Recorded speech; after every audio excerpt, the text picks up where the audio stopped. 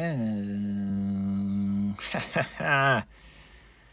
is my 1001 YouTube video. In case you missed my last YouTube video, it was about how I had uploaded 1,000 YouTube videos. What I think a lot of you don't understand, even if you followed my stuff for a while, perhaps, is the reason I can get away making videos in my car, in the garage, being so playful, is because of my background. Talking about these various spiritual and manifestation concepts in a down-to-earth way, because I've experienced these ideas and concepts in my own life. And then I've worked with people and tried to articulate to others, whether one-on-one or in book form, in video form or in podcast form, now for over a decade. But I want to make this video today about the kind of stuff I was into before I even got into LOA. The first video, this is the 1001st video, supposedly, according to YouTube, on this channel. The first upload on this channel, I believe, was my Stop Being Serious content. And I made this video seminar called Stop Being Serious back in 2011. And it's still one of the best things I've ever done, if not the best thing I've ever done. And the thing is, that stuff is a few years before I even got into LOA at all. That's where I'm coming from.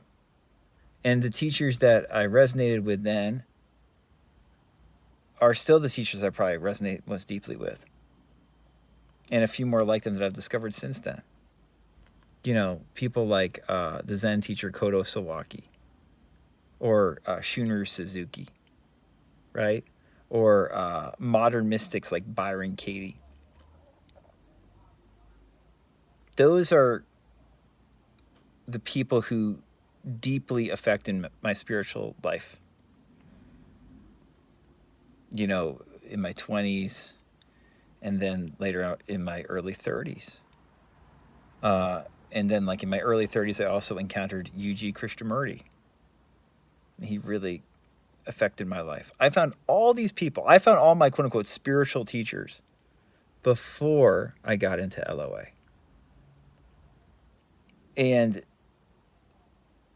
that just probably makes me totally different than just about anybody else on YouTube talking about these concepts.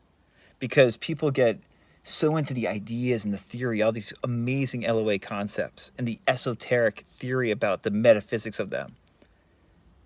And with my background, to be blunt, I am able to say quite confidently, fuck all that shit. Come on, man. Stop being fucking serious. Those teachers I just mentioned, that before I got into LOA,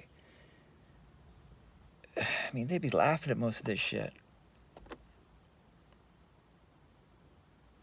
I got into Neville, Joseph Murphy, Florence Scovel Shinn, because there was something practical about it.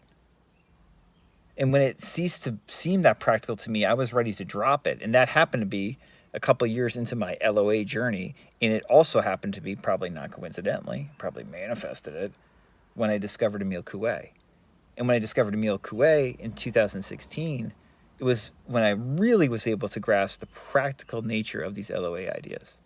The thing about a lot of Zen and non-dual teachings that I've found over the years, and just knowing a lot of people in that space who are into those things, is that a lot of those teachings you can realize, deep spiritual truth, or whatever you want to call about it, or whatever you want to call it. But once you kind of recognize what they're getting at, that stuff doesn't necessarily help you that much practically in your life. It doesn't necessarily help you improve your health, or improve your relationships, or improve your finances. It might, but generally speaking, that non-dual, Zen, mystic stuff doesn't help you that much. While On the other hand, in my opinion, the good LOA stuff, the Neville, the Joseph Murphy, the Florence Scovel Shinn, let alone the Emile Coué, will help you improve those practical parts of your life. And that's a big thing. That's hugely helpful. Because too many people who are into non-dual and Zen stuff that I know are, seemingly always broke, or they have relationship problems, or they have health problems, and they don't seem to progress perhaps the way they want. And they go, all right, man, well, that's life, That's their Zen teaching or non-dual teaching talking. And I agree with them. That is life. I agree. I agree with that sentiment. And I would prefer to have a healthy body, healthy relationships, and healthy finances.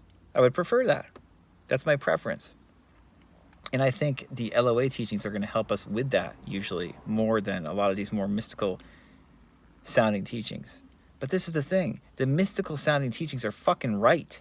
The deeper points they're making, the deeper points that Byron Katie and UG Krishnamurti are making, are going to fucking tell you about reality much more than any of these jokers talking about reality, mystical reality. You change your frequency, you change your fucking penis size. Give me a fucking break, man. Come on. Come on. You want reality? It's right here. This is as good as it gets. But once we realize practically that by focusing more on this is as good as it gets, the presence of goodness right now, this abundance we have right now, there does seem to be something to the fact that we can draw out it into our life externally. And that by thinking more abundantly, truly more abundantly, the way that Coué talked about, our life can get better and better in various ways. Is it as easy as Coué made it sound, let alone all these lesser teachers made it sound? No, absolutely fucking not. But it is something, and you can improve your life. You can improve your health, you can improve your finances, you can improve your relationships. But the reason I say I start where everyone else ends when it comes to this stuff is because I start where everyone else ends. The people I'm starting with are, Byron Katie, UG Krishnamurti.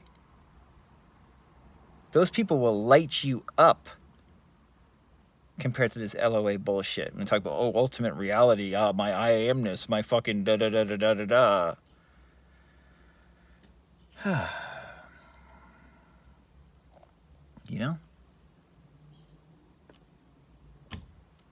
Have a nice, long, cool drink of water.